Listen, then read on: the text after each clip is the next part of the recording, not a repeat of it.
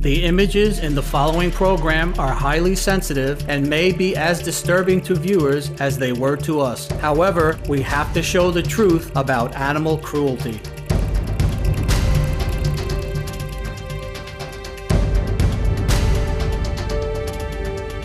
This is the Stop Animal Cruelty series on Supreme Master Television.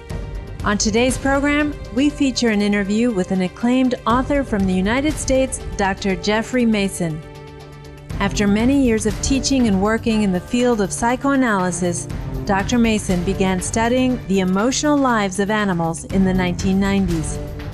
Over the years, he has written 9 books, including the international bestsellers When Elephants Weep and Dogs Never Lie About Love. In his recently published book, The Face on Your Plate, he explains how our food choices profoundly affect animals, our health, and our planet. Jeffrey Mason now shares how his research led him to change his diet and adopt a vegan lifestyle free of animal products.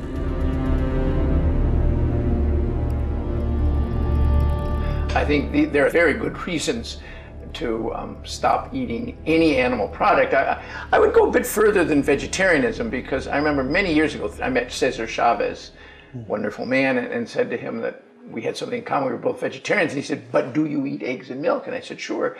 He said, "Well, you're causing more suffering by doing that than if you were to just eat meat." But it stayed in the back of my mind, and now I realize it's because he was visiting many of these farms where chickens are kept and ducks are kept.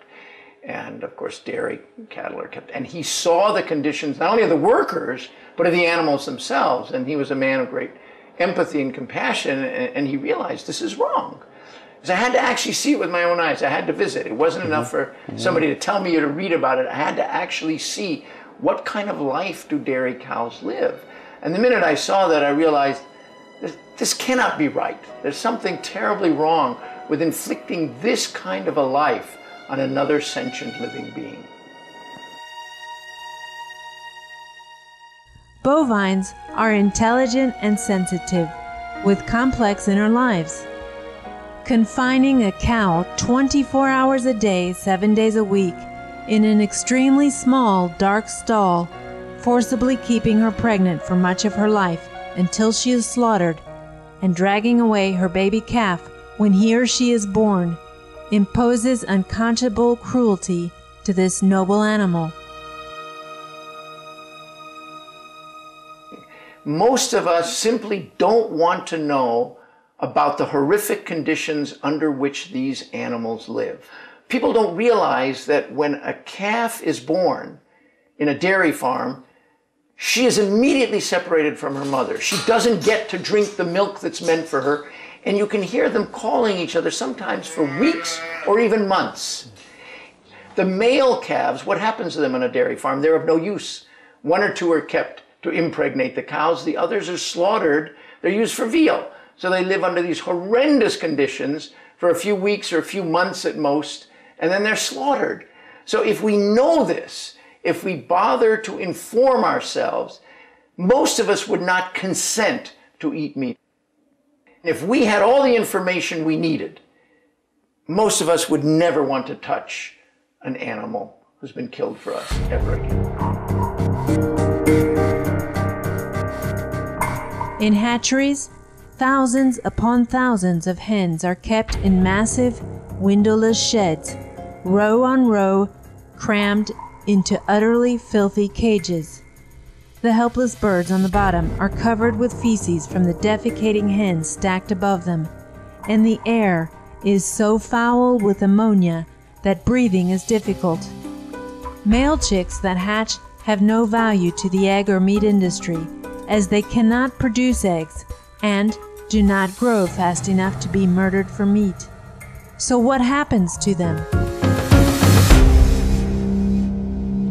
On chicken farms where they're laying eggs, when they have chickens that are born half are female, half are male, what do they do with the male? They macerate them. They put them in these giant machines that simply crush them alive. How could anybody do that? What about eating eggs labeled free-range or organic from hens kept under so-called humane conditions? Free range. Free range is not regulated by the federal government, so it can mean anything you want. And I have visited a few farms where they say our chickens are free range. The chickens laying the eggs get to go outdoors. And sometimes it means a space this big, or they're out for 5 minutes. They're by no means living the life they evolved to live. Jeffrey Mason has noted a deep similarity between humans and animals in terms of their fear of death.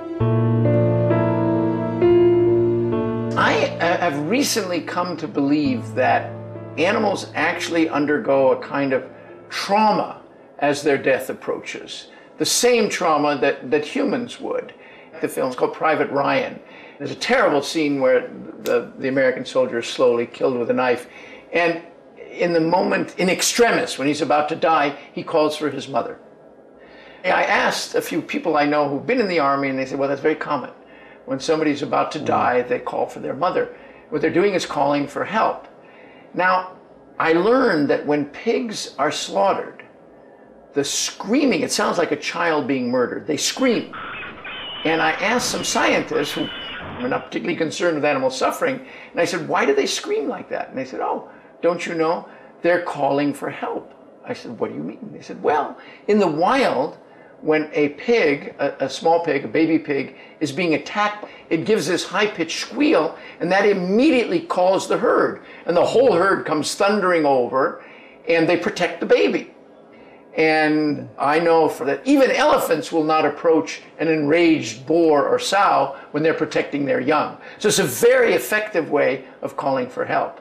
So it's really sad to recognize that when these animals are being killed today by us, they're basically calling for their mother. They're saying, please help me, don't kill me. And when you realize that, I don't see how anybody of compassion could go ahead and just take their life.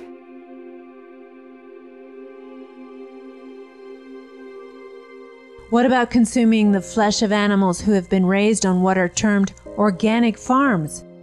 Do these animals actually lead happy lives, as the meat industry would like us all to believe?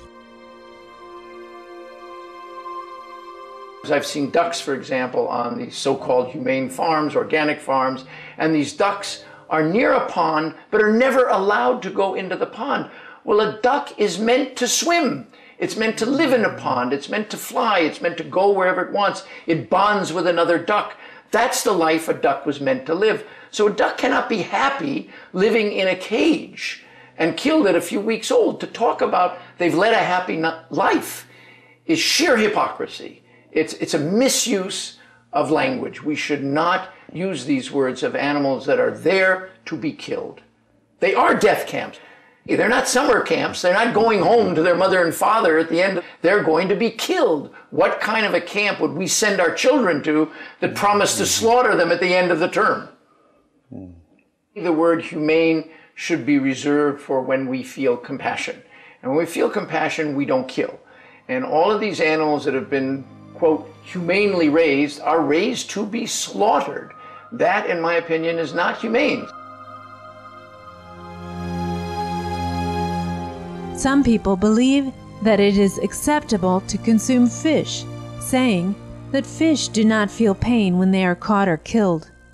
However, this view is rooted in ignorance and does not reflect the intense anguish experienced by these innocent beings when they are taken from the water.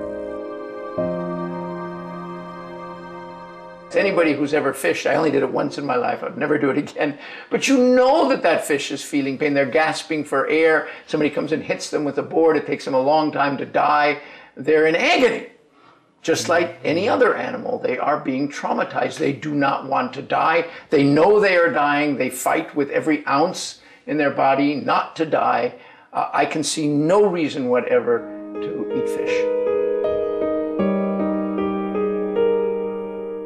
The meat industry not only causes unbearable suffering to farm animals, it also destroys the lives of our fellow human beings who kill these animals and thus constantly witness pain, death, and agony. Award-winning American author and chief investigator for the Humane Farming Association, Gail Eisnitz, who interviewed many abattoir workers in the United States for her book Slaughterhouse, reports that many of them turn to alcohol or drugs in an attempt to forget the murdering they do all day.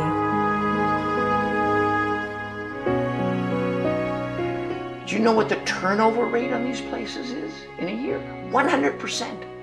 Nobody wants to do this. They do it because they have to make a living for a short time, and they pay them minimum wages and horrendous conditions. These men, doing it to provide food for their family, within a year they quit. They can't stand it. We as a species were not made to kill life to this extent. We're simply not evolved to do that. We are not meant to be beings who kill other beings. As more and more people come to fully understand the cruelty and oppression inherent in the way we treat most animals, Dr. Mason believes that society will change in the future and animals will be rightfully viewed as our equals. I'm absolutely convinced that people will look back and wonder, how could we have done this in exactly the same way that we talk about slavery or homophobia or sexism? How could we have been so blind? Many thanks, Dr. Jeffrey Mason, and all others who share their wisdom and help people to realize the barbarism and savagery of the animal agriculture industry. Through your courageous and diligent efforts, you are helping to create a world soon to come where all embrace the loving organic vegan diet and live in peace and harmony with animals. Be veg, go green to save the planet. For more details on Dr. Mason, please visit jeffreymason.com. Books by Dr. Mason are available at the same website.